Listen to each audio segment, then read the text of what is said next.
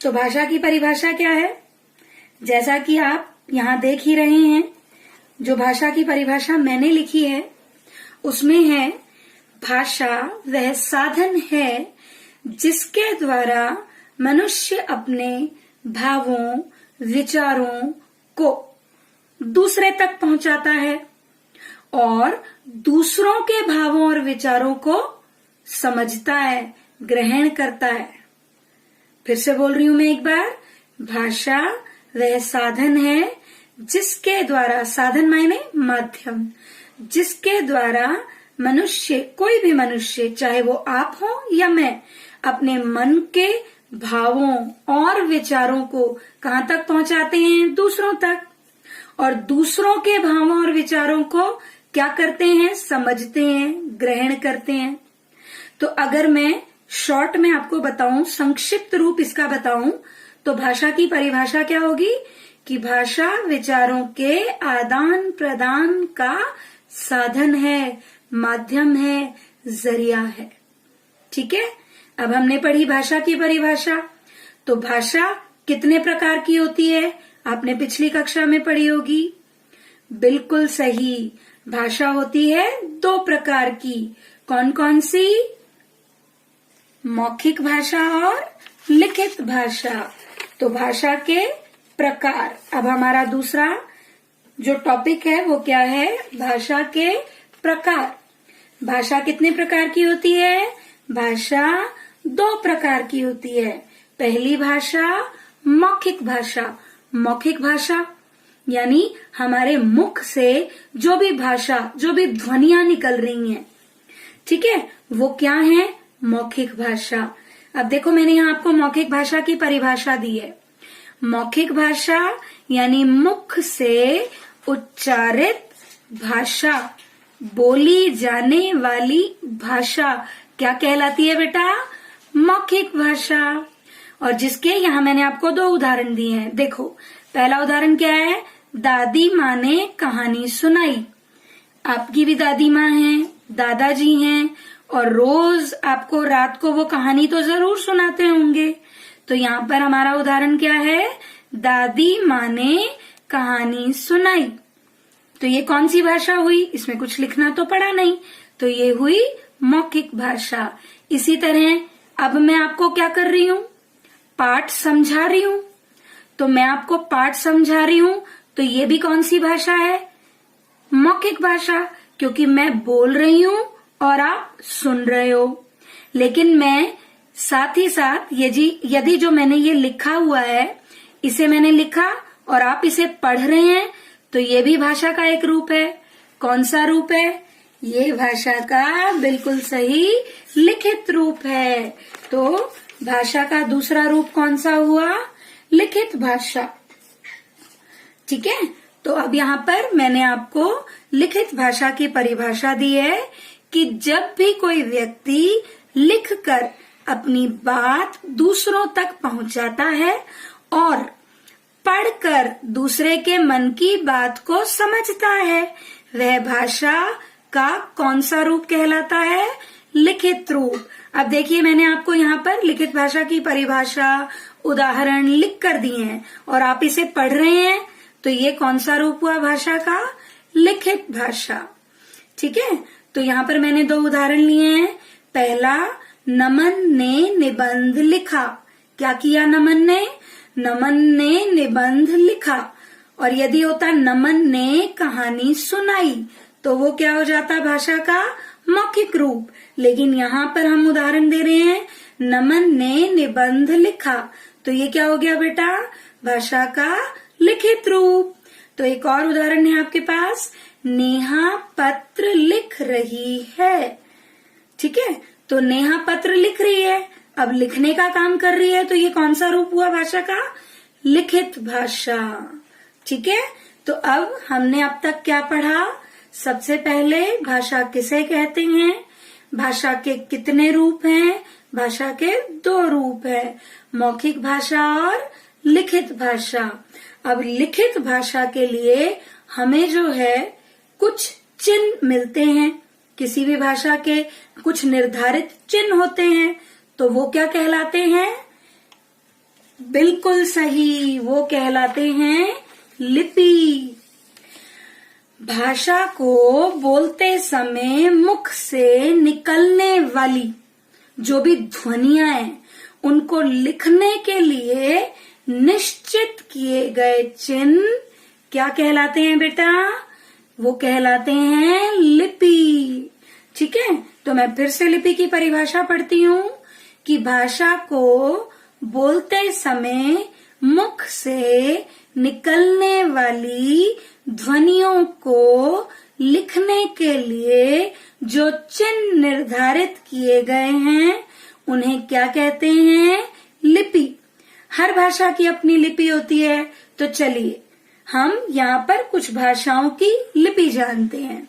सबसे पहले हमारी अपनी मातृभाषा जो कि है हिंदी।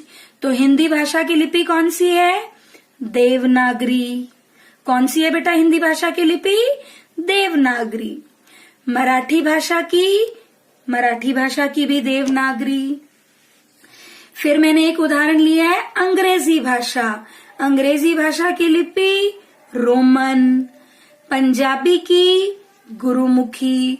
तो चलिए मैं भी आपसे कुछ भाषाओं की लिपि पूछती हूँ अब। तो संस्कृत भाषा की लिपि क्या होगी?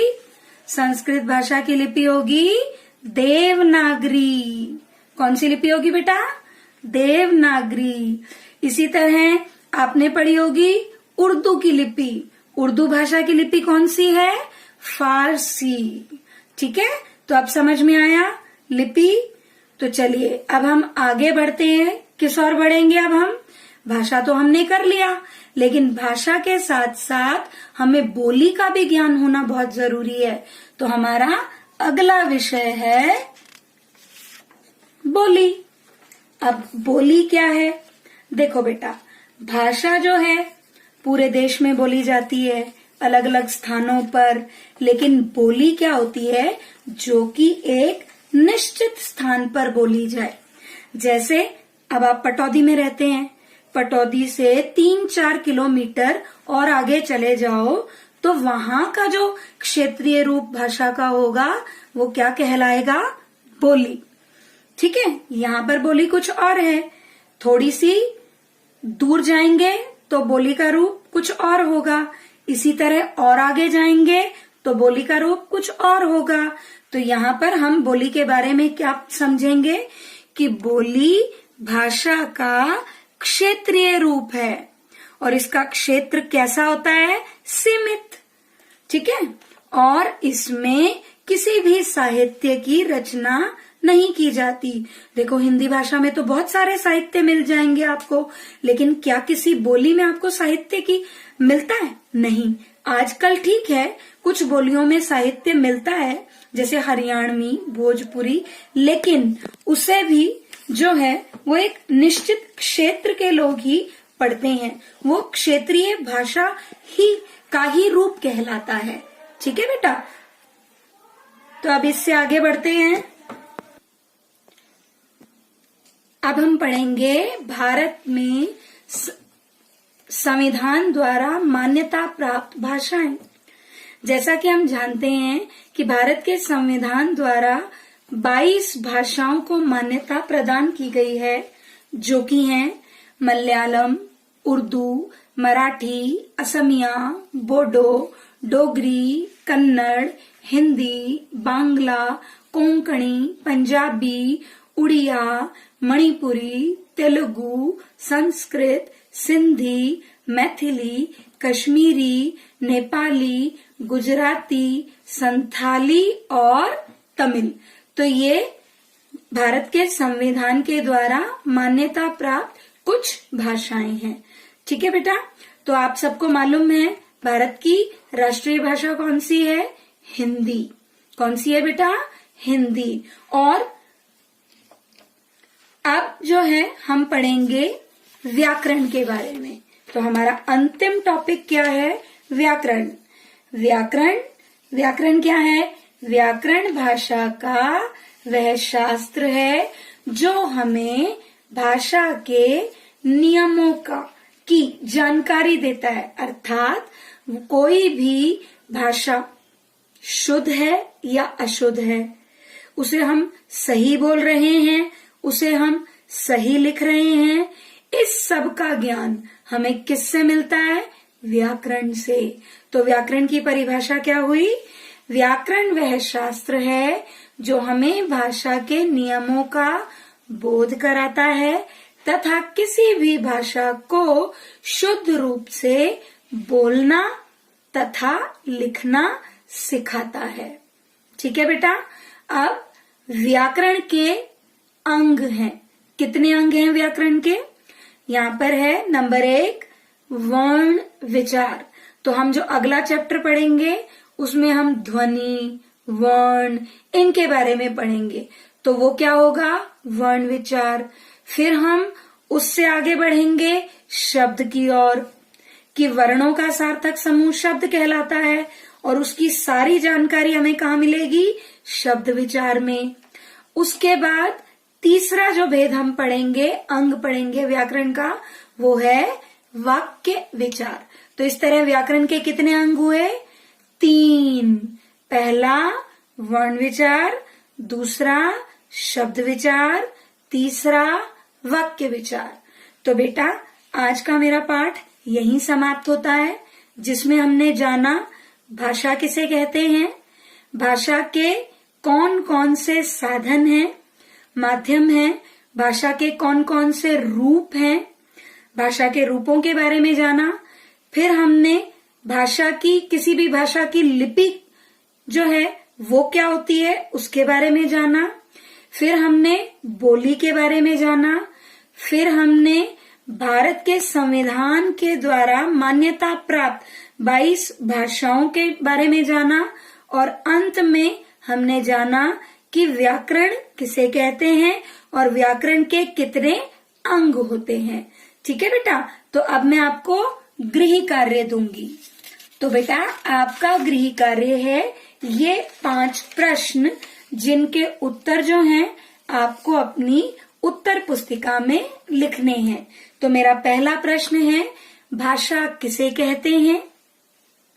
फिर से बोल रही हूं बेटा मैं, भाषा किसे कहते हैं? दूसरा प्रश्न है, भाषा के कौन कौन से 2 रूप होते हैं, उनका उदाहरण, एक एक उदाहरण के साथ उनके रूपों के बारे में बताइए।